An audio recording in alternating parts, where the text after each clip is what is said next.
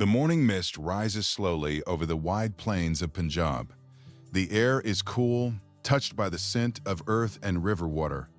The first light of dawn spreads across the walls of a great city. From a distance, Lahore appears calm, almost silent, yet alive with hidden motion. You are standing here in the year 1580, at the heart of the Mughal Empire's cultural world. Listen closely. The faint call of a muezzin drifts across the rooftops. Birds circle above domes and minarets. Smoke begins to rise from clay ovens. The city is waking. Lahore in 1580 is not merely a place.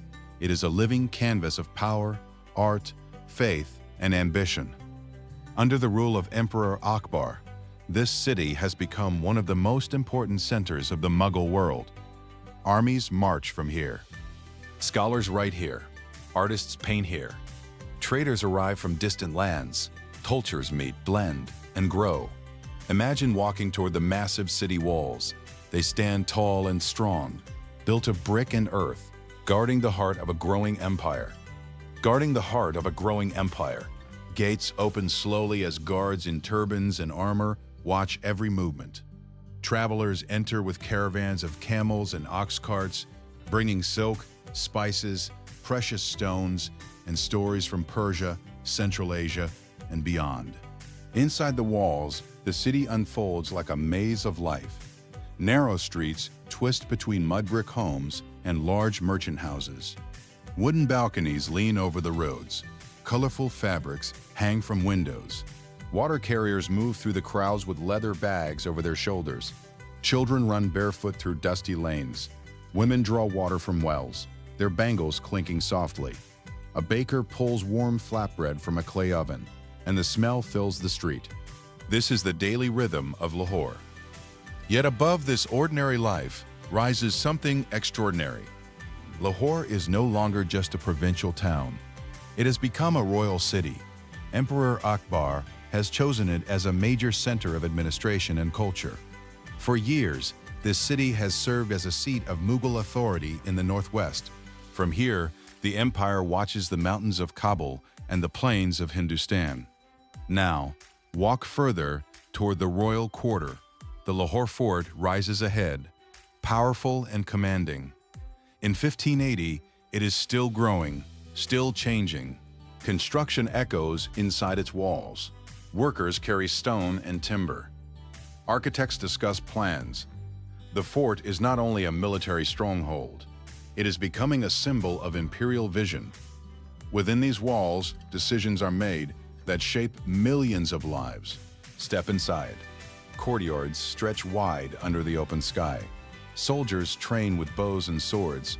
Officials in long robes move between halls carrying scrolls of revenue records and royal orders. Messengers arrive covered in dust from long journeys. The empire is vast, and Lahore is one of its beating hearts. Somewhere within the fort, Emperor Akbar himself may be present, not distant, not hidden. Akbar is known to walk among his people, to listen, to observe. His rule is not only about conquest.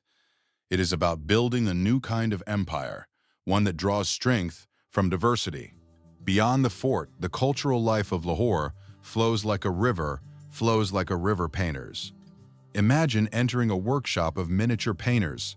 The room is quiet except for the soft scratch of brushes. Artists sit cross-legged, bending over fine paper. Their colors are made from crushed minerals, plants and gold dust. One paints a hunting scene. Another paints a royal court. Every line is delicate. Every face is alive. The Mughal style is forming here, blending Persian precision with Indian color and emotion. These paintings will travel across the empire, carrying the image of Mughal power and beauty. Nearby, in another quarter, calligraphers work under oil lamps. Verses from Persian poetry and sacred texts flow across paper in graceful curves. Ink, patience, and discipline shape every stroke. Words here are not only read, they are seen as art. Lahore is becoming a city of knowledge. Walk now toward the bustling bazaar. Walk now toward the bustling bazaar. The market is loud, vibrant, and full of movement. Traders call out prices. Metalworkers hammer copper into shining pots. Jewelers examine gemstones under sunlight. Spice merchants open sacks of saffron, pepper, and cardamom. The air is thick with fragrance and dust. Here, languages mix. Persian, Punjabi, Turkic, Hindavi. Voices from many lands speak at once. A traveler from Samarkand bargains for cloth. A merchant from Multan sells indigo dye. A scholar discusses philosophy with a Sufi mystic near a tea stall. This is the social fabric of Mughal Lahore, not uniform, not silent, always moving. As the sun rises higher, daily life deepens. Farmers arrive from surrounding villages with grain, milk, and vegetables. Taxes are collected carefully by imperial officials. Records are written in detailed ledgers. Akbar's administration is known for its system, its order. Land, harvest, and people are counted. Revenue feeds the army, the court, and the city's growth. But life here is not only work. Move now toward a garden outside the busy streets. Under the shade of trees, nobles gather on carpets spread across the grass. Musicians play the sitar and tabla. Poetry is recited in Persian and Hindavi. Conversations flow about philosophy, faith, and governance. Lahore is not only a center of power, it is a center of thought. Akbar encourages dialogue between religions and cultures. Scholars of Islam, Hinduism, Jainism, and other traditions travel through this city. Ideas cross paths like travelers on a road. The empire seeks harmony, though not without tension. As afternoon light softens, return toward the neighborhoods. Inside modest homes, families prepare the evening meal. Lentils cook slowly over fire. Bread is baked fresh. Oil lamps are prepared for nightfall. Fathers return from workshops. Mothers tell stories to children. Life here is simple, yet tied to the vast machinery of empire. Outside, Sufi shrines draw visitors seeking peace and blessing. The sound of devotional singing rises gently into the evening air. Faith here is personal, emotional, and deeply rooted. But beyond this calm surface lies a world of politics and struggle. The Mughal Empire is powerful, yet not without challenges. Rebellions rise in distant provinces. Nobles compete for influence. Armies must remain ready. Lahore, positioned near the empire's frontier, holds strategic importance. From here, the empire watches both opportunity and threat. As the sun begins to set, the sky turns deep gold over the city.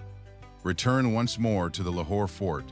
Torches are lit along its walls. Guards take their night positions.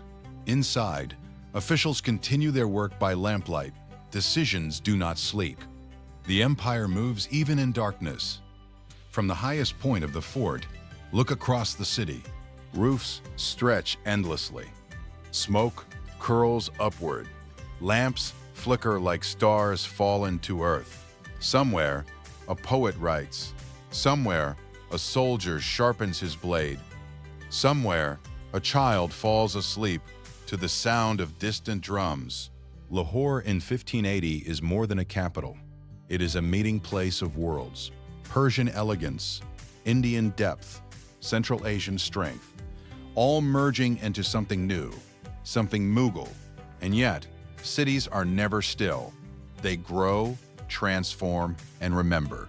As night settles over Lahore, the sounds of the day fade into a quiet hum. The city rests, but history continues to breathe within its walls. Empires rise not only through power, but through culture, people, and the stories they leave behind. Stand here for a moment longer. Feel the air of another century. The pulse of a city shaping its destiny. The night deepens. Lahore sleeps beneath the Mughal sky. The journey through time has only begun. Night slowly releases its hold on the city. A pale blue light returns to the sky above Lahore. The silence of darkness gives way to the quiet stirring of another day. You are still here, still standing in the year 1580, watching a city that does not yet know the weight of the centuries ahead. The Ravi River flows gently beyond the city's edge. Its waters carry reflections of the waking sky. Boats drift near the banks, loaded with grain, timber, and stone. River life is steady, patient. The river feeds Lahore, connects it, sustains it. Without it, the city cannot breathe. Along the riverbank, laborers begin their work. Some lift heavy sacks, others guide animals pulling wooden carts. A group of women wash clothes at the water's edge, their voices soft but steady. Life here is physical, rhythmic, bound to nature's flow. Now turn back toward the city. The gates open once more. Guards exchange glances, alert and disciplined. A line of travelers enters. Among them are soldiers returning from patrol, merchants carrying accounts, wandering scholars, and craftsmen seeking opportunity. Lahore continues to attract the world. Inside, the streets grow alive again. Morning markets spread like woven fabric across the city. Fresh fruit is arranged carefully. Clay pots stand in neat rows. A butcher sharpens his blade with slow, steady strokes. The scent of roasted grain and sweet jaggery drifts through the air. Every corner holds motion, sound, and human presence. But beyond trade and daily survival, another layer shapes this city: imperial design. Under Emperor Akbar, Lahore is not growing by accident. Roads are improved. Administrative centers expand. Military planning strengthens the region. The emperor's vision reaches into every corner, shaping not only governance but culture itself. Walk again toward the Lahore fort. Within its walls, the machinery of empire moves with quiet precision. Clerks sit in long halls copying revenue reports by hand. Maps are studied carefully, showing provinces, rivers, and trade routes. Courtiers speak in measured tones. Every decision passes through careful thought. Akbar's rule is different from many before him. He seeks order, but also balance. Religion, language, and identity are not erased here. They are woven into governance. This idea, still fragile, still evolving, gives Lahore a unique spirit. Step into a quieter courtyard inside the fort. Here, intellectual life unfolds. Scholars gather under shade discussing philosophy, astronomy, law, and theology. Some read Persian texts. Others debate translations of Sanskrit works newly brought into the Mughal world. Knowledge is not locked away. It is explored, compared, questioned. This exchange of ideas is changing the empire. In another wing of the fort, royal ateliers continue their work. Painters refine portraits of nobles and scenes of court life. Textile artists design intricate patterns for royal garments. Metalworkers engrave delicate floral forms into weapons and ceremonial objects. Art here is not decoration alone. It is power expressed through beauty. Leave the fort once more and walk into the expanding neighborhoods beyond. The city is growing outward. New homes rise beside older ones. Brick replaces mud in many structures. Wells are dug deeper. Gardens appear behind noble residences. Lahore is transforming from a fortified center into a living urban world. Observe the people closely. A young apprentice learns weaving from his father. His fingers move carefully across threads, repeating motions taught over generations. Nearby, a teacher recites verses to a small group of children seated on the ground. Education here is simple, yet valued. Words carry weight. Memory preserves knowledge. In a shaded street, physicians prepare herbal medicines. Glass jars hold crushed leaves, roots, and oils. Patients arrive quietly, seeking relief from fever, pain, or injury. Medicine in this time is part science, part tradition, part faith. As midday approaches, the heat grows stronger. The city slows but does not stop. Under cloth awnings, traders continue counting coins. Couriers move quickly between administrative buildings. Soldiers patrol the outer roads. Each role is small, yet together they sustain imperial order. Now, walk toward one of Lahore's spiritual centers. The shrine courtyard is calm, filled with the murmur of prayer. Visitors from many backgrounds sit together. Some seek blessing. Others seek comfort. The fragrance of incense rises gently. A singer begins a slow devotional melody, his voice deep and steady. Faith here is lived, not displayed. These spiritual spaces soften the edges of imperial power. They remind people of humility, of humanity, of something beyond rule and wealth. Yet outside these peaceful walls, the realities of empire remain. Political tension exists beneath the surface. Nobles must remain loyal. Governors must maintain order. Tax collection must be steady. Any weakness can ripple across provinces. Lahore, as a major Mughal center, must remain stable. Return now to the outer training grounds. Rows of soldiers practice formation under the sun. Horses stamp against the dust. Archers release arrows in measured rhythm. The Mughal army is disciplined, organized, always ready. Strength protects the empire, but it also maintains its unity. Beyond the soldiers, artisans shape tools and weapons. Blacksmiths strike glowing metal. Sparks rise and vanish. Their labor is unseen by history, yet essential to it.